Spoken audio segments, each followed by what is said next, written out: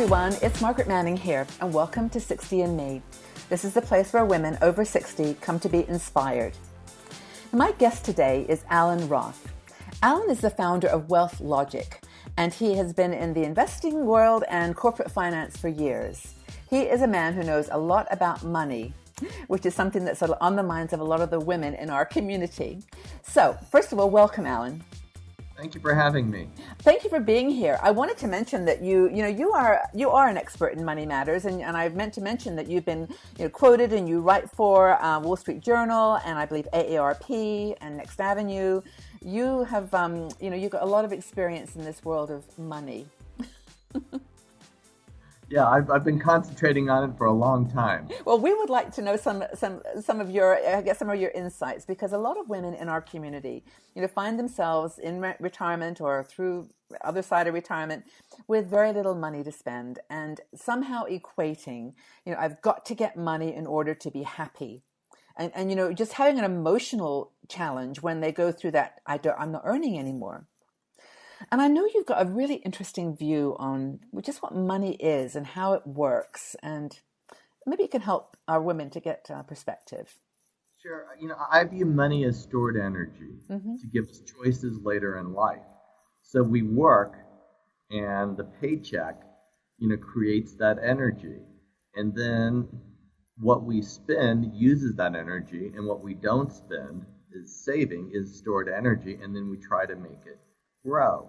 So over our working years, hopefully, we're saving some money up. We're building up that stored energy known as our portfolio that later on in life is going to give us financial freedom, choices to do stuff. Theoretically. but depending upon how much money you need, how much of that energy you need to be happy, to to live the way you want to, has to do with whether or not you've saved enough to pursue those. So it's not really got to do with the money that makes you happy. It's whether your expectations of what money can do for you, the power that it can give to you to be, like you said, free and have freedom. That's what makes you happy. Yeah, money doesn't buy happiness, but lack of money will buy misery. For instance.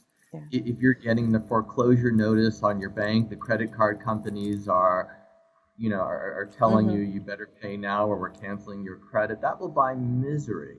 Or if you hate your job and you can't retire, it will buy misery. But I've seen money buy misery as well. Sometimes it creates conflicts in families, etc. So if you develop the money, that stored energy, and can use it wisely, it will help enable you to have happiness. So let's talk about that, though. I mean, energy, right? So energy, you think about something that has like dynamism, like in power, and it can energize you. But if you haven't got a lot of money, I guess you have to learn how to live on less energy or lower expenditure. I mean, how does that energy? I mean, have you got? You can be. So go ahead. If you can be happy, let's say, living on, $30,000, $40,000, $50,000 or almost parity now, euros a year, then, that's wonderful. You don't need that much energy. Maybe even your pension covers that.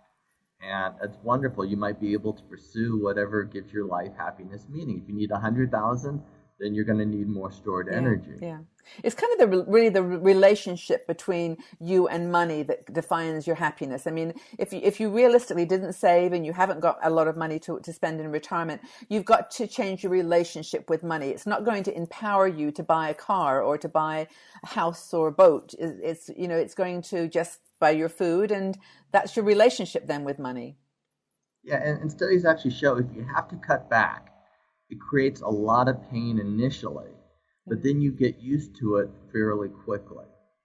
Yeah. But the nice thing is, if you can be building up that portfolio so that when you hit the retirement, you can keep your lifestyle the same, that's the win-win scenario. I was actually reading something somewhere. I think it said that the amount of money that you need to be happy, there was some number, like I think it was $73,000 a year. That was the number that someone came up with as being the number, the ideal money. And if you have more than that, you don't get happier. Well, you do. The research shows that it's kind of like a curve that flattens out. It still increases. If Bill Gates makes an extra $1 billion, he'll be happier, but not much. If you and I make an extra, $10,000, we'll be a lot happier. So, isn't it funny? It's brain psychology almost, isn't it? Yeah, if you once you get enough to meet your Maslow hierarchy of needs, then the additional money provides less and less happiness. Yeah. I think there's one thing that happens to older people, not just women, but men as well, and that is, and maybe it's part of our the way that we deal with aging. Maybe it's in our DNA that as you get older, you start to want stuff less. You really do start to value experiences rather than stuff. Yeah, I ought to be brilliant. The mistakes I've made in my life. I remember even as a kid thinking, if I went to a concert, if I went to a movie, that would be over. If I bought something, I could have it, bought stuff. I would have that stuff forever and ever, and that would make me happier. And boy, did I have it completely the opposite. When did you realize that you had it the completely opposite? What was the turning point? Well, probably, in the last 6, 7 years, etc. I would always get, nosebleed seats at a concert, etc. But the research shows that it's the experiences and the memories with you and your family, and treating yourselves to the nice vacations and etc.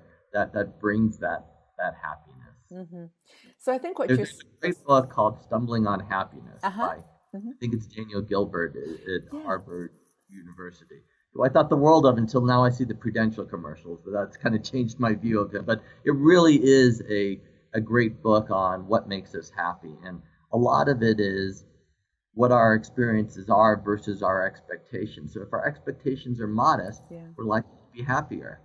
And we've actually done a series of videos on this topic of how to manage your money through the various stages of retirement. And one thing you said about the very first stage was to start really early in your 50s, before you leave your job, to start bringing your costs down.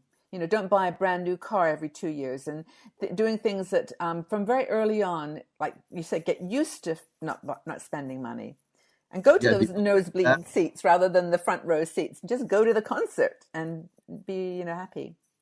The earlier the better. And I've been frugal my whole life, and reasonably frugal, I think. But did you? I call it value oriented. My wife calls me cheap, but I like the term frugal. Frugal is nice. It sounds good. But I mean, obviously, you've got a head for money and for the learning, or understanding the value of investing and so on. But a lot of women, not to be stereotypical about it, but have actually their husbands have taken care of some of these things in their. It's just the way that our generation evolved into marriage and the relationships, and now they've maybe lost a partner, lost a husband, and they're having to deal with some of these things for the first time, and that's hard. Personally, I'm a believer that the husband and the wife, or both spouses, need to be involved in money. Number one, so that there's buy-in between the unit, and then number two, if one spouse passes away, the other spouse isn't left with a mess that they don't know how to deal with.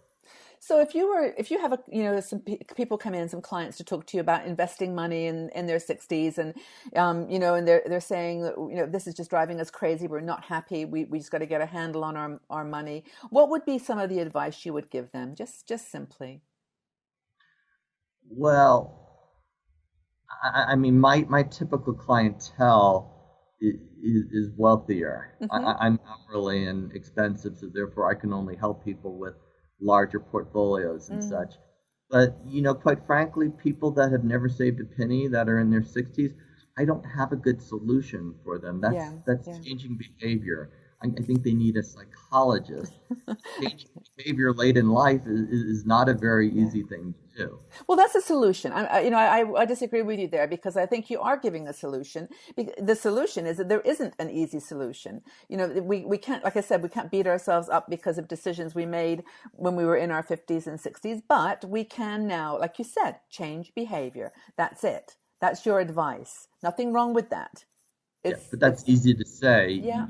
It's easy to say we're going to change. I'm going to be good going forward. How many New Year's resolutions have I made and broken? A lot? For sure.